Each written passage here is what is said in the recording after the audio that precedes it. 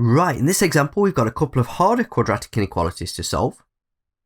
In part A, we have 2y squared plus 10y plus 17 is less than 5 minus 3y minus y squared. So essentially we're trying to solve when is this quadratic less than this quadratic. However, to make the problem simpler, we can collect together like terms. I'm going to rearrange so that the right hand side is 0. To do that, I need to add y squared to both sides. So I've got 2y squared plus y squared is 3y squared. I need to add 3y to both sides, which gives me plus 13y. And I need to subtract 5 from both sides to get plus 12. Here we have a quadratic that factorises. You can factorise it however you wish. I'm going to use the cancelling method. I want two numbers that multiply together to make a times c, which is 36, and two numbers that add together to make b, which is 13. The numbers I want are positive 9 and 4. So I have two brackets. I put 3y in both of them. And then I put plus 9 and plus 4. However, I'm looking for a common factor, and in this bracket there's a common factor of 3, so I'm going to rub that out and divide it by 3. That gives me y plus 3.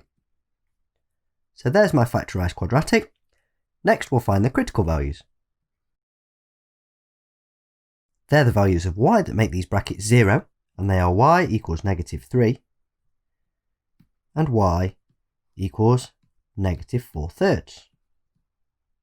Next up we sketch the graph. We've got a U-shaped parabola with critical values at negative 3 and negative 4/3. The region of the graph we want is when the quadratic is less than 0, so that's the region below the x-axis. And that region is in between minus 3 and minus 4/3. So our answer is minus 3 is less than y is less than minus 4/3. Okay, here's a similar problem for you to have a go at for yourself. Pause the video and then come back and check your solution against mine. Don't forget to hang around for part B after you've checked your solution. Okay, here's my solution then.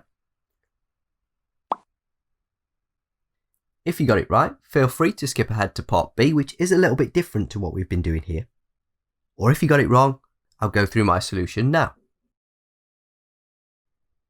This time we have r squared plus 5r minus 4 is less than or equal to 5r squared minus 6r plus 2. As we've got a larger r squared term on the right hand side, we'll make the left hand side 0. To do that we need to subtract r squared, so we get 4r squared. We need to subtract 5r, minus 6r minus 5r is minus 11r. And we need to add 4, so we get plus 6. Let's factorise. We want two numbers that multiply together to make a times c, which is 24, and two numbers that add together to make negative 11. The numbers we want are negative 8 and negative 3. Let's pop them into our brackets. We'll put 4r in both brackets to start with. One of them will cancel with a factor of 4 though. We've got negative 8 and negative 3. The first bracket has a factor of 4, so we'll divide to get r minus 2. Next, we'll write down our critical values.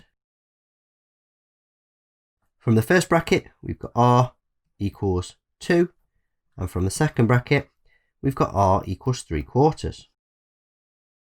Let's sketch the graph, a U-shaped parabola, and add in our critical values at 3/4 and 2. The region we want is when our quadratic is bigger than 0, so that's the two separate regions either side. So our answer is r is to the left of 3/4, so r is less than or equal to 3/4, or to the right of 2, so r is bigger than or equal to 2. Let's move on to part B.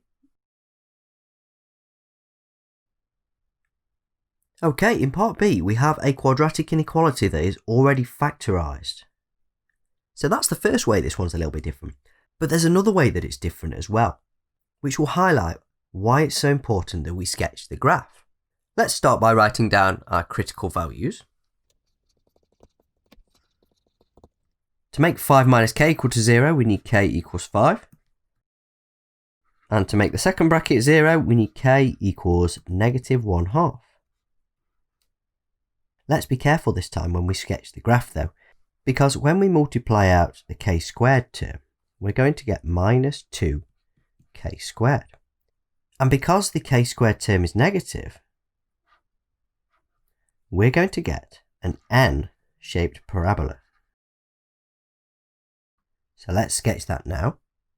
And we'll add on the critical values of -1/2 and 5. And let's take a look at when this graph is less than 0. That's in the two separate regions. So our solution is k is to the left of -1/2, k is less than or equal to -1/2, or k is bigger than or equal to 5. Okay, here's a similar problem for you to have a go at for yourself then. Pause the video, then come back and check your solution against mine.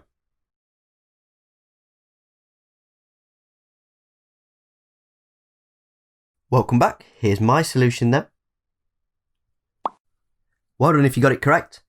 If you didn't, I'll go through how I got my solution now. First of all, we'll write down the critical values. To make the first bracket 0, we need p equals 3/2. And for the second bracket to be 0, we need p equals 1/5. Like in the last example, if we multiply out these two terms here, we get -10p squared, which means we need an N-shaped parabola. Let's add in the critical values. And this time we want our quadratic to be bigger than 0. That means we want the region in between the two critical values. So our answer is 1/5 is less than p is less than 3/2.